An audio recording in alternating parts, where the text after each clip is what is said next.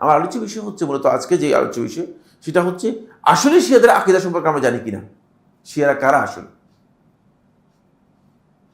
শুধুমাত্র কি আবেগ তাড়িত হয় কি আমরা এভাবে চলবো কিনা। এখন শিয়া রাফেজিরা যারা আছে তারা ভূ রাজনৈতিক যে প্রবলেম পৃথিবীতে আছে এগুলো সম্পর্কে যদি তথ্য না জানা না থাকে আপনার, আপনি মনে করবেন যে তারা মুসলিমদের জন্য কি করতেছে, অনেক কিছু করতেছে। তারা কিয়ামত পর্যন্ত আহলুস সুন্নাহ ওয়াল জামাআর সমস্ত উলামায়ে কেরাম বলেছেন যে শিয়া রাফেজিরা কোনোদিন মুসলমানদের কল্যাণে সামান্যতম কোনো কাজ করবে না, করবে না। মুসলমানদের কল্যাণে তারা কিছু করবে না। তারা নিজেদের স্বার্থ হাসিল করার জন্য, নিজেদের সুবিধার জন্য মূলত যেখানে সুবিধা আছে সেখানে তারা সেই কাজ করেছে।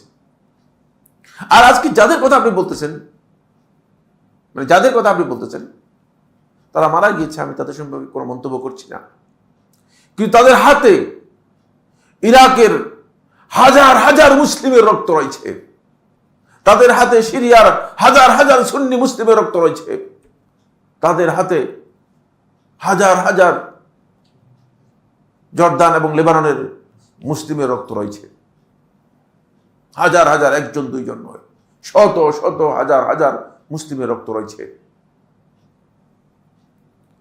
মুসলিমদেরকে তারা হত্যা করেছে, নির্বিচারে হত্যা করেছে, নির্বিচারে হত্যা করেছে। একেবারে সর্বশেষ তেহরানে একটি সুন্নি মসজিদ ছিল,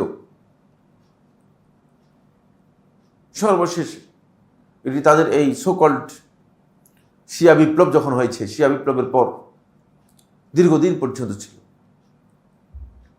সেটাও তারা এই সুন্নি মসজিদটুকু, ছোট একটা সুন্নি মসজিদ ছিল, সেটাও তারা একেবারে নির্মূল করে দিয়েছে, গুড়িয়ে ফেলেছে। তো তাদের প্রতি আপনি কিসের সমবেদনার কথা বলছেন? না জেনে যে সমবেদনার কথা বললেন, না জেনে যে তাদের সম্পর্কে আপনি বললেন যে তারা মানে মুসলিম উম্মার জন্য কাজ করে। আপনি হয়তো রাজনৈতিক বিষয়গুলো সম্পর্কে আপনার সেই জ্ঞান নেই, এই জন্য আপনি হয়তো যে কথাগুলো বলেছেন। আপনার কাছে মনে হচ্ছে যে তারা ফিলিস্তিনের মুসলমানদের জন্য কাজ করতেছে। ফিলিস্তিনের মুসলমানদের হত্যার পেছনে তাদের দায় অবশ্যই নিতে হবে। নির্বিচারে যে মুসলমানদেরকে হত্যা করা হচ্ছে এই দায় তাদেরকে নিতে হবে। তারা সেদিন স্পষ্ট করে বক্তব্য দিয়েছে, আপনি জানেন, আমি তাদের বক্তব্য আপনার এখান থেকে বের করে দিতে পারবো। সেদিন তারা স্পষ্ট করে বক্তব্য দিয়েছে।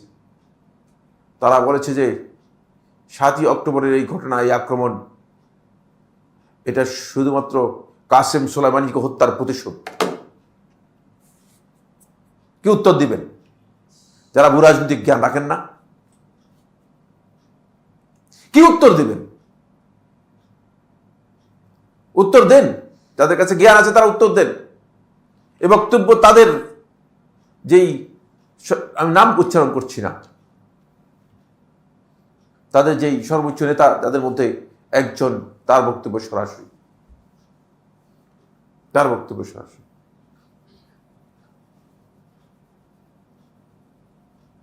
সুতরাং না জেনে আন্দাজের উপর, অনুমানের উপর আমরা যেই এগিয়ে যাচ্ছি, কথা বলতেছি, এগুলো অনেক জঘন্যতম অপরাধ। কাফা বিল মাররি কাযিবান আন ইউহাদ্দিসা বিকুল্লি মা সামিআ, মিথ্যা বলার জন্য, মিথ্যুক হওয়ার জন্য, মিথ্যাবাদী হওয়ার জন্য এতটুকুই যথেষ্ট। যা শুনবে তা বলে দিবে, ডেলিভারি দেবে। শোনার পর ডেলিভারি দেবেন না। একটু চিন্তা করেন, একটু মাথার মধ্যে নিন যে আমি আসলে যেটা শুনলাম এটা কতটুকু সঠিক, এটা কি আদৌ সঠিক কিনা, আমার এই অবস্থানটা সঠিক কিনা। আসুন